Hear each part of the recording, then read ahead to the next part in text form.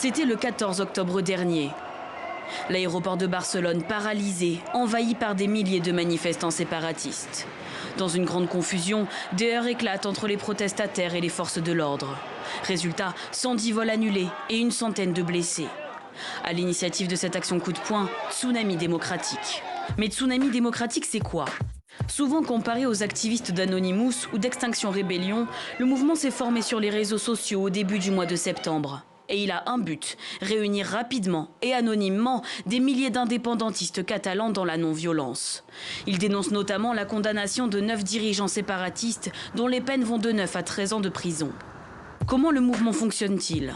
Sur le site de Tsunami démocratique, un lien pour télécharger une application qui se présente comme sûre, collaborative et surtout anonyme.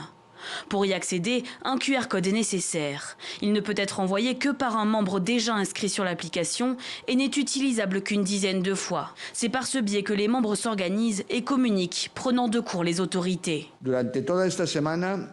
Vous le savez, tout au long de cette semaine, des incidents violents ont eu lieu en Catalogne, menés par des groupes minoritaires mais très organisés, avec un commandement et une stratégie claire.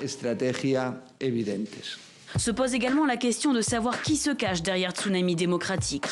Aucun porte-parole, le mouvement est extrêmement verrouillé, mais il s'est offert un soutien de choix. Pep Guardiola, indépendantiste catalan convaincu et entraîneur de Manchester City.